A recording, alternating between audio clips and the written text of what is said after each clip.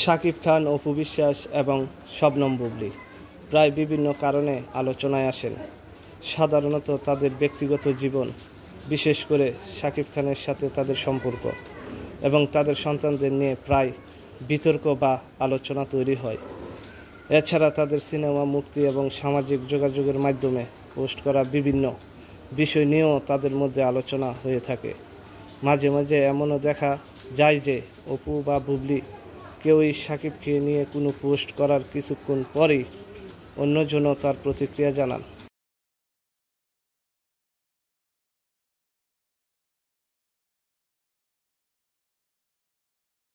বাবা দিবসে শাকিব খানকে নিয়ে অপু বিশ্বাস বুবলীর পোস্ট এবং তার পরপরই দুজনের পাল্টাপাল্টি পোস্ট।